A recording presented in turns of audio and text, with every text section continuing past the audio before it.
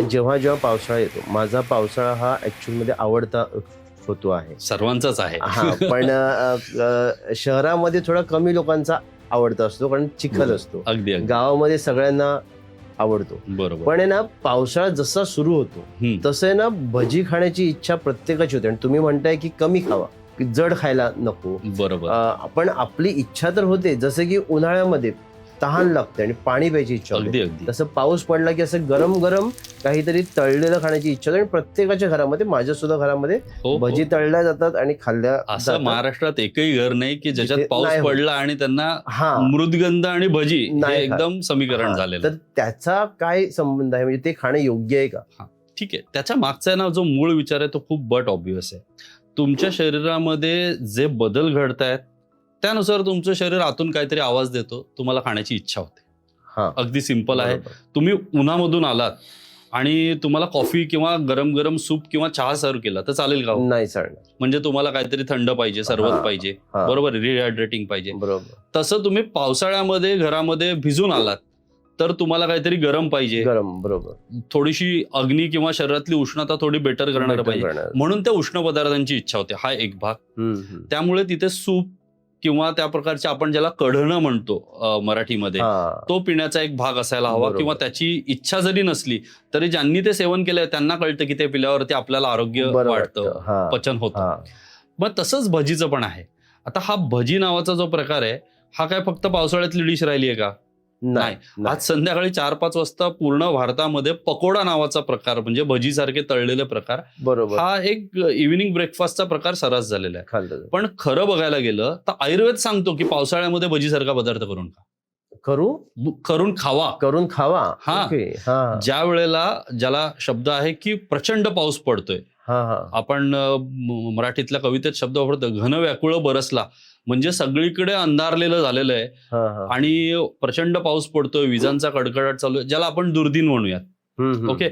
अशा वेळेला तुम्हाला आतून इच्छा होते की काहीतरी असं थोडंसं आंबट चवीचं, थोडंसं तळलेलं, थोडंसं खारट, जे तुमची ती जी भूक मंदावली आहे ना तिला बेटर करेल, तिला ओके. थोडीशी वाढवेल असा पदार्थ खावा. ॲपेटायझर सारखं. येस. आणि मगाशी आपण उल्लेख केला की पावसाळ्यात कोणता दोष वाढतोय, तर वात दोष वाढतोय, वाढतंय, प्रकुपित होतोय. बरोबर. वाताचं जे 1:1 असं आहार्य द्रव्य आहे की जे वाताला कमी करेल, ते काय आहे, तर ते तेल आहे. बरोबर. त्याच्यामुळे तेलात तळून त्याच्यामध्ये स्निग्धत्व आलेला असा पदार्थ, पण तळल्यामुळे हलका झालेला पदार्थ, पचायला हा. थोडासा हलका. बरोबर. भजी हलका असतो म्हणून तो तरंगतो, हा, हा भाग नसून हा, तसा तो तुलनेने पचायला हलका आहे. बरोबर. पण आता याच्यामध्ये तोच एक प्रकार आहे, माणसाला एकदा कळालं की चव लागते तर त्याला कुठे थांबायचं हे कळत नाही. अति प्रमाणात खाल्लं जातं. हा, त्याला आपण लवल्य म्हणतो. जीवा लावली. हा, जिभेचे चोचले होतात. हा, मग ते तुम्ही 4 भजी खाल्ले पुरेसे आहे, बरोबर. फार तर फार 1 प्लेट दोघांमध्ये खाल्ले पुरेसे आहे.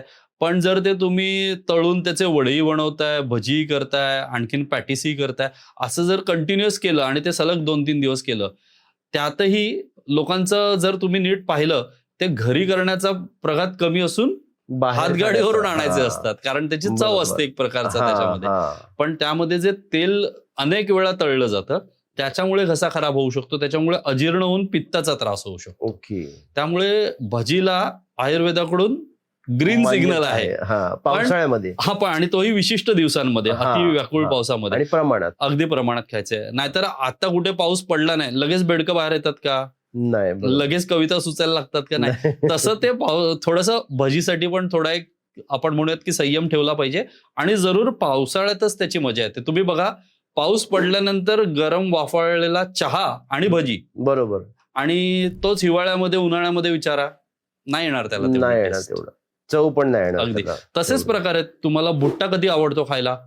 पावसाळ्यात. पावसाळ्यात, बरोबर. तो येतो त्यावेळेला, त्या पद्धतीने तो प्रोसेस केला जातो आणि सर्वही केला जातो, छान वाटतं खायला.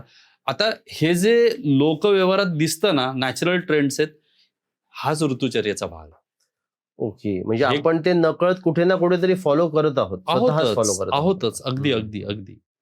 भजींबद्दल जर तुम्ही विचारलं तर बरेच वेळेला माझ्याकडे पेशंट येतात ना, आदल्या दिवशी भजी खाल्लेले असतात आणि दुसऱ्या दिवशी त्यांना त्रास झालेला असतो. अगदी. तर त्याच्यामध्ये पण मी बऱ्याच लोकांना विचारलंय की तुम्ही भजी खाल्ले कुठे? हो.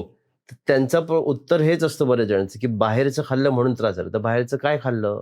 तर वडा खाल्ला, भजी खाल्लं. तर बरोबर. ते तेल गरम करून थंड करणं, परत गरम करणं, परत थंड करणं, ही जी प्रोसेस बाहेर केली जाते फक्त सारखी, तेलच नाही, ते जे थंड झालेले भजी पकोडे आहेत तेही पुन्हा ते पण तळले पुन्हा जातात. तळले जातात.